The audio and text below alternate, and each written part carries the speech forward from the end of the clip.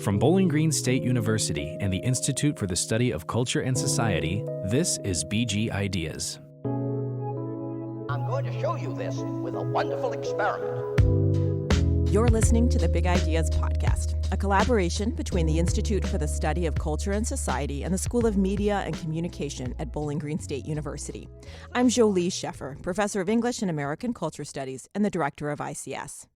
As always, the opinions expressed on this podcast are those of the individuals involved and do not necessarily represent those of BGSU or its employees. Bowling Green State University and its campuses are situated in the Great Black Swamp and the Lower Great Lakes region. This land is the homeland of the Wyandot, Kickapoo, Miami, Potawatomi, Ottawa, and multiple other indigenous tribal nations present and past who were forcibly removed to and from the area.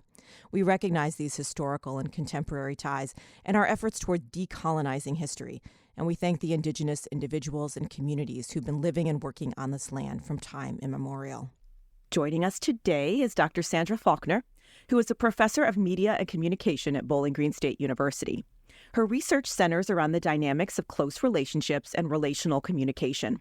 Dr. Faulkner was an ICS Faculty Fellow in fall 2023. Her project was on poetic portraits of older women in the Great Black Swamp. Thanks for joining me today, Sandra. I am delighted to be here. To begin with, would you give us sort of a short version of your journey into academia and into this current research project? Sure. So I study close relationships, and I'm interested in how culture influences our identities and those relational processes. I'm interested in how individuals negotiate stigmatized and marginalized identities and their relationships and communities. I'm also interested in critical perspectives in the interpersonal and family communication classroom. And later on, I'll be talking about how all of that kind of led into the current project. For my dissertation, I did quite a traditional qualitative project. I had a tenure track job for 1 year, but then I quit to go do a postdoc. And that's not something that I would recommend students do now. But it was during that postdoc that really changed the trajectory of my interests and what I wanted to do. I took a community poetry class, or actually more than one, during that postdoc, and I fell in love with poetry again. I had always written poetry like in grade school and high school and college, but somehow in graduate school, my poetic senses got a bit dulled. And it was during that postdoc I started to wonder how poetry could be part of my academic life. Was there any way to kind of meld them? And so I began to see how using poetry in my research could do the things that I wanted to be doing. I could show nuance and effect and emotion. And it really showed me, or allowed me to show like the living bodies of relationships, kind of the both and nature of human communication. And in the past few years, I've been interested in studying the relationships of older women. So hence this project. I've always been interested in understudied and marginalized populations. So I had done research on, focusing on Jewish Americans and LGBTQ plus populations.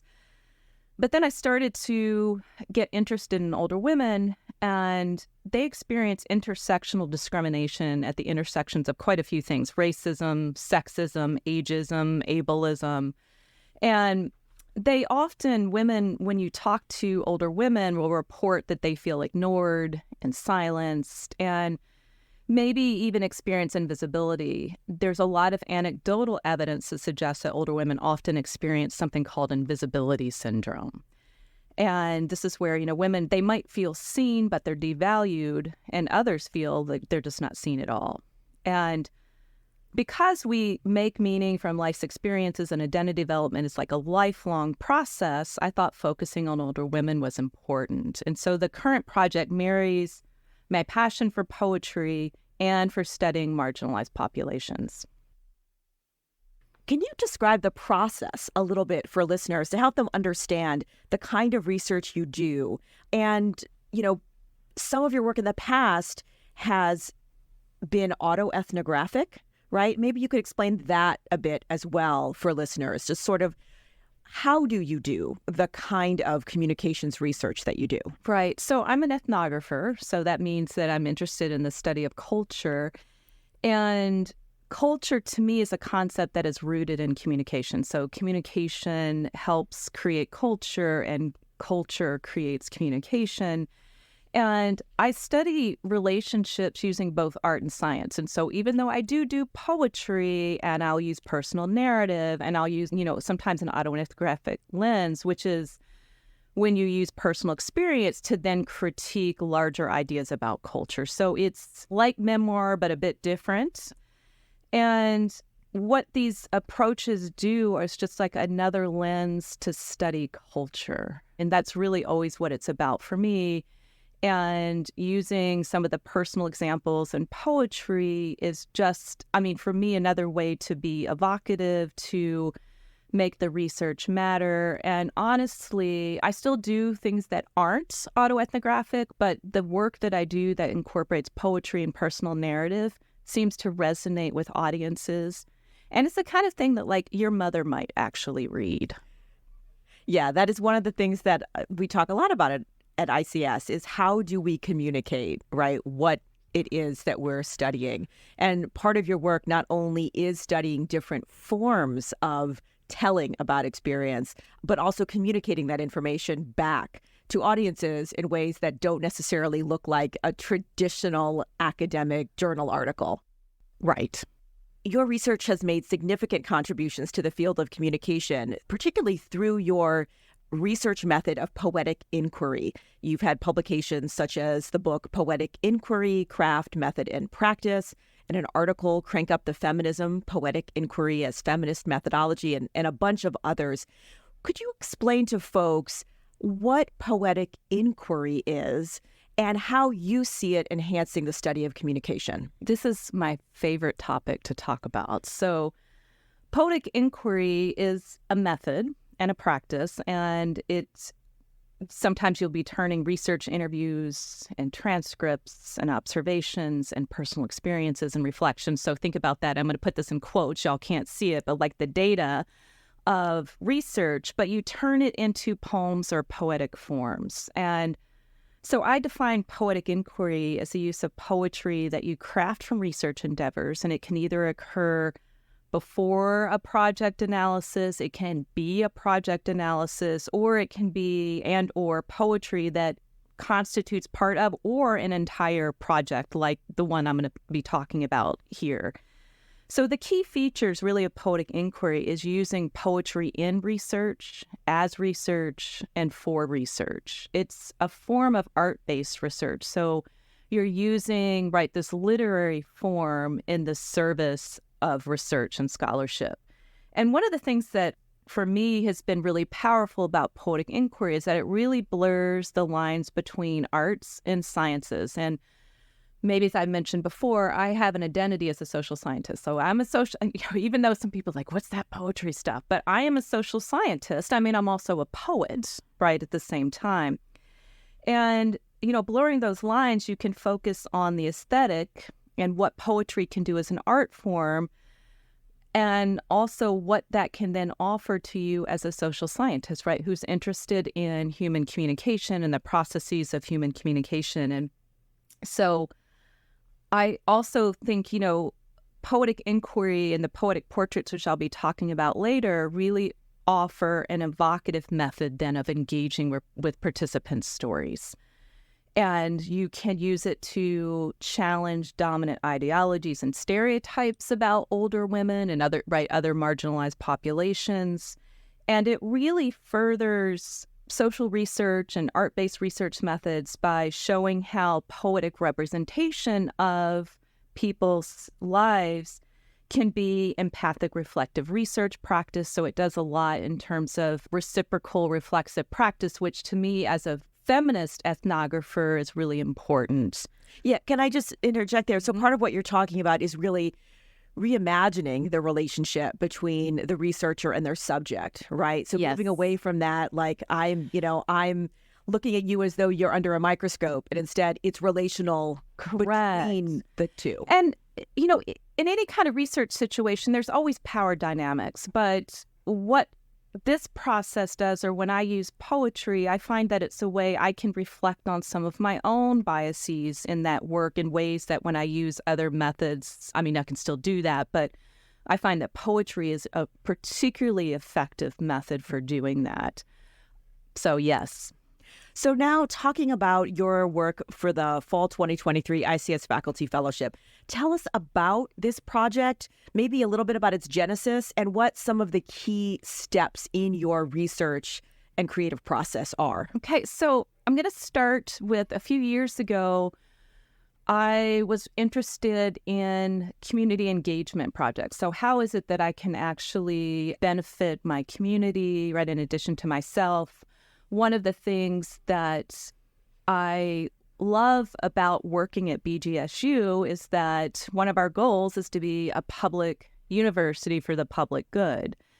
And I think that community engagement projects are one way to do that. So in spring of 2021, when we were online, I had undergraduate students in a class of mine do a project on intergenerational connections. And so what they did is they met 4 times online with some residents at a long-term care facility. And so the goals of the project were really to help with our feelings of social isolation. They were to be able to have like intergenerational conversations.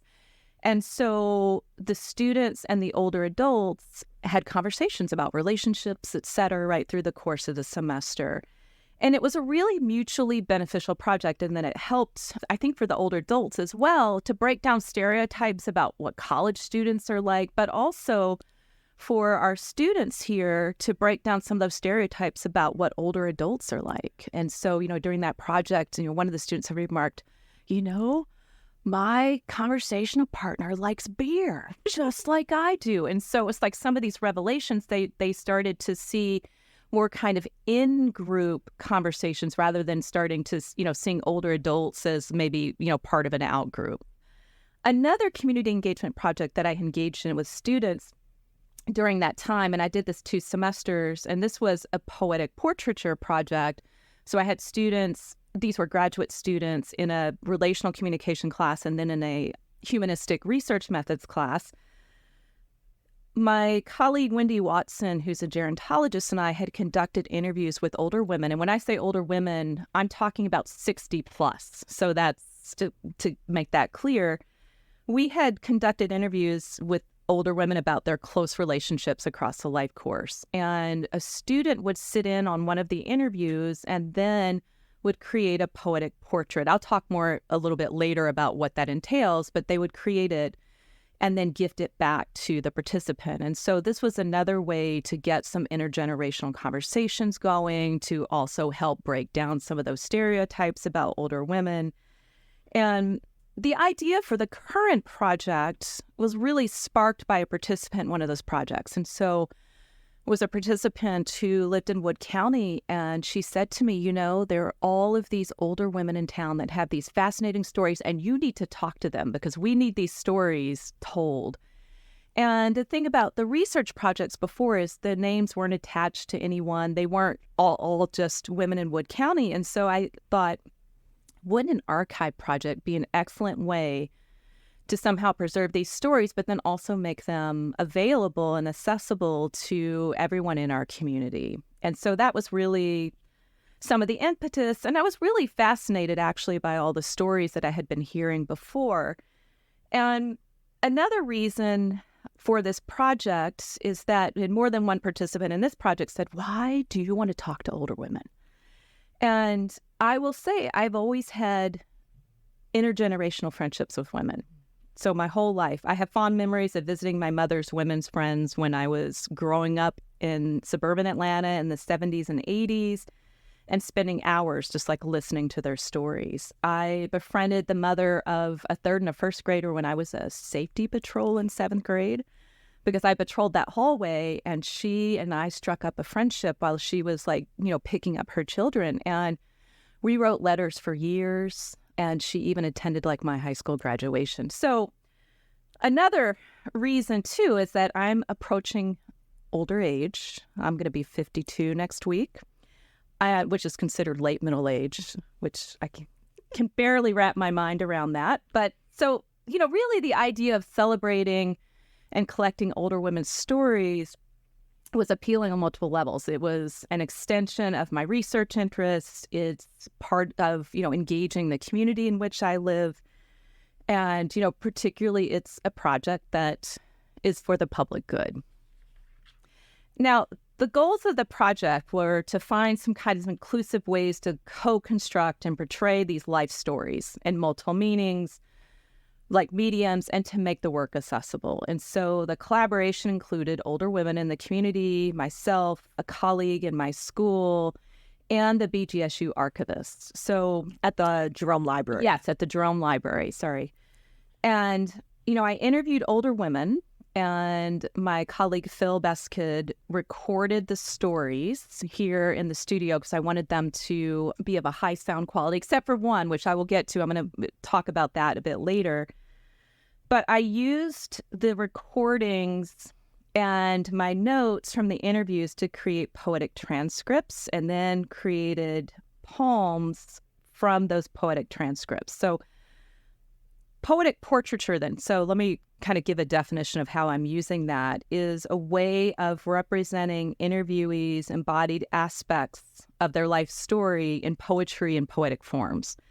And so a typical method is really a 3-step process. So let me talk about that if you're wondering. So, usually first, either the researcher or some kind of research team would do some interviews. And here I had conducted oral history interviews. Second, the researcher then creates a poetic transcript of the interview.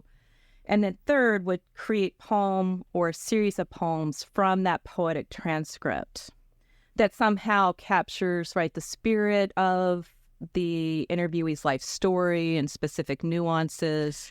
So, Sandra, how is a poetic transcript different from a conventional transcript, which we might think of as just sort of Yes. literal, what are the words that were said, in Yes. what order, where were the pauses, those sorts of things? Okay. So a poetic transcript might look like poetry on the page. Now, I'm not going to argue that it is poetry, because most of us in our daily lives, occasionally we might say something that sounds poetic, but typically it's not. But what I did is I worked from a traditional transcript to then create it. So it matters how it looks on the page. So there might be, certain line breaks, there might be some spaces. And the goal with that is to somehow represent the participant's speaking style. So that's why you do the poetic transcript, is you somehow want to represent the way that they're speaking. And the process of moving from a transcript to a poetic transcript, then often that would be the part where I would start to see some ideas for poems, right? So are there specific phrases that a participant uses that need to be in the poem? And by doing the poetic transcription, it's almost as if you're analyzing, or you're looking for themes, or I started to get a clearer sense of what the story was about. Can you tell us a little bit about some of the historical contributions of women in the Bowling Green area that you were able to capture through this process, and what you Yes. think is important about preserving and celebrating those stories? Absolutely. So the women that I talked to, have been involved in politics and commerce and education and healthcare and music and theater. And, I talked to women who have seemingly made small impacts, but it becomes clear when you listen to their stories that navigating life's challenges is not small. And these aren't really, on the surface, they may seem like small impacts. And their stories are an important part of the fabric of our community. Why don't you give us one example now of a specific story or notable contribution that really struck you through this project? Okay, but to get to that, because it's really difficult to choose just one or two, I want to just give a brief kind of explanation about the women that I talked to. So I talked to Doris Herringshaw, who was the Wood County Commissioner, and we talked a lot about women in politics. I spoke with Lisa Chavers, who talked about navigating white educational and workspaces as an African-American woman. She worked at BGSU a while ago in undergraduate and graduate admissions. I talked with Barb, who worked with adults with disabilities at Wood Lane, and once she retired, she devoted time to living history and taking care of a grandchild. And so she hosts these all-women living history weekends, and she sews 18th century clothing by hand, like these beautiful jackets that are hand embroidered. Melissa was also passionate about her craft of theater and still performs in various ensembles in town and out of town. She worked in the theater for the deaf. Pam and I talked about challenges like her breast cancer diagnosis and the death of her daughter, but how life's challenges shape who we are and who we can be. Deb hosts a radio show and is in an all-woman band, Ginger and the Snaps. I don't know if any local people know, and I guess they have a following in town. We also talked about how BG is a food desert. Laura was a music teacher and only found out that she had a disability after she was 40 years old. All growing up, her teachers in school had told her that she was an underachiever and careless because of a brain injury that she had when she was born. She showed them when she went to Princeton for music. But what I really am going to want to talk about is Jean. And Jean's story has just stayed with me. And by the way, we are now Facebook friends. And I run into Jean like at the local coffee shops. And so anyway, that's been a nice positive kind of benefit of this project is now that I see some participants around town and we have conversations and isn't that nice? But Jean's contribution may not be as notable in the traditional sense. Like you asked, what have they contributed? But I want to share her story as it really demonstrates the power of relationships and resilience. And I'm going to actually present Jean's poetic portrait. And the one things that I also want to say about Jean is I said, it's this 3-step process. Like you do the interview, you do a poetic transcript, and then you create it. Jean didn't want to meet at the university. And so we met at my house and we sat at the kitchen table. And Jean talked to me for 4 hours and 15 minutes. Jean had a lot to say. And so let me just present her poetic portrait. And I did not do a poetic transcript. So I will say that I actually skipped right from the interview to the poetic portrait, and in part 2, because this is there were certain details of the story, which you will hear, that I think needed to be in there. And it just seemed like trying to create a poetic transcript of a 4-hour interview just wasn't going to have it. The other thing about this portrait is that it's the most explicitly ethnographic, and that I, as the ethnographer, am a character in the poem. And I think you'll see why afterwards, because really this is a poem, and it's in 4 parts, that is like poetry of witness. So if you've ever read anything by like Carolyn Forche, there's a whole history of poetry doing that kind of witness. And so the goal for this piece is really to have all of the audience. You all are going to be witnessing here as well. Jean tells the ethnographer she wants her story to be about flowers. 1, but first, you must witness her 80 years of living and working and parenting in a small rural town with roadside ditches built to mask the swamp this place once was, as if the past could be drained away. Note how she picks her thumb with her forefinger to keep herself rooted at the kitchen table, telling the ethnographer the stories that fall from her timeline as if they happened just now. Her hair looks good because she sleeps in brush rollers to represent old hairdressers.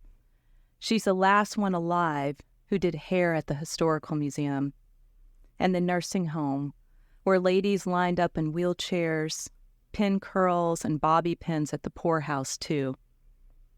The ethnographer asks about the flowers scattered on her purple shirt. Flowers, flowers, flowers. I want you to concentrate on that. How they grow out of the weeds of terrible times. 2, when you grow up in Hogtown, in a house built after World War II, with no electricity, water, or sewer lines, in that part of town, with tar paper shacks marring open fields. Words are a loaded gun. Poor white trash, not good enough. You'll end up PG'd. The legacy of poverty and alcoholism and the headlines of family violence are a stain that no one wants to talk about or warn you about. So you end up marrying a drunk because you're going to love him so much he'll never drink. Then you marry a classmate because you had 2 kids. He was going to change your life because he was wealthy, always had 9 semi-trucks on the road. But he did not bother to come home when the first baby died. After the second baby died, he asked you at the hospital, "When are you going to quit feeling sorry for yourself?" and ended the marriage with a phone call. That was that. When you have done hair for 57 years in a small town, you know the color of everyone's roots, the scars on their underbellies. You learn that friendship is not a free comb out when they show up at your place with rollers in their hair. When you mother a daughter who you thought was poisoned in the cyanide-laced Tylenol scare in the 80s, who seized so violently for 2 days that the rest of her life has been a series of tsunamis, you show up even on the days when she hates you. The pregnancy, the memory problems, being taken advantage of. What I want you to know is that none of this was her fault. When your son collapsed on a street in Ireland, dead at 55, an Army veteran who served in Operation Desert Storm, you tell the ethnographer about how you drove on unknown bridges and roads to Chicago and Georgia, though you get lost in people's houses because he needed you. 3. What you need to know. I love flowers. I love history. I love recycling. Once Aunt Daisy chopped down all the flowers in Mother's garden because she didn't know a weed from a doorknob. Mother always put the dandelions I picked in a water glass and sat them on the windowsill as if they were roses of the holler. Here's some advice for your snake plant I see dying in the corner. Take a banana peel and put it in water overnight, drain the water, and feed your houseplants all the potassium they need. You can repurpose anything.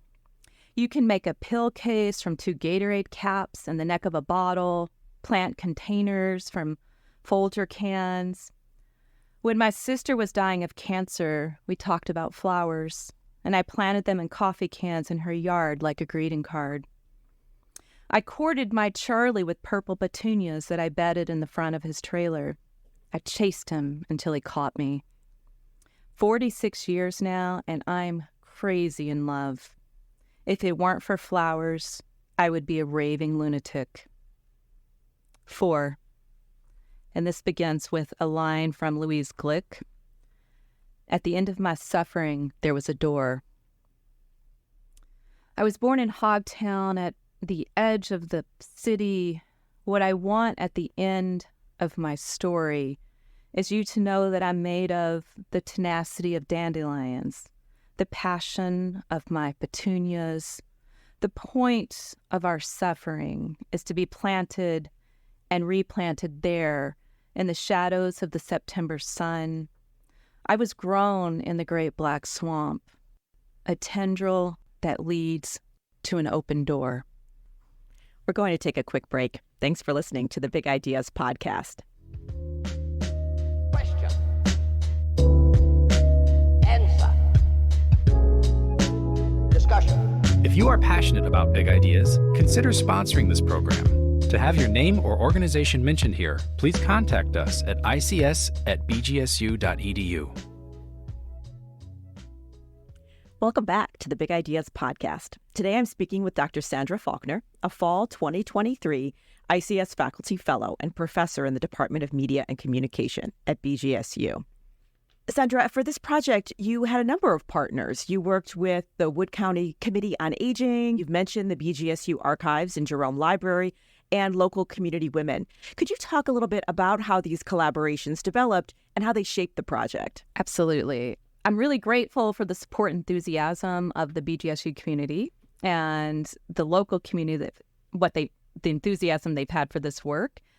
My colleague Phil Beskid is engineering the sound on the recordings, so they will be of archival quality. And I should note, Phil Beskid is also helping in fall 2023 with the Big Ideas podcast. So lots of thanks to Phil. Shout out to Phil.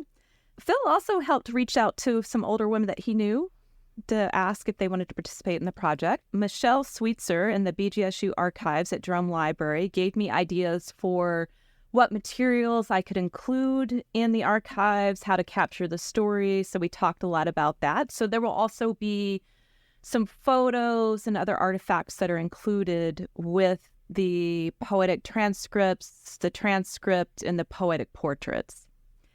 The BG Independent News ran a story about the project, kind of advertising it, that a lot of people saw, and then I got some calls from there. And of course, the women in the project who, had the courage, to come and talk with me. And so this truly has been and continues to be a collaborative project. For this project, I'm curious, Sandra, how did you find your subjects?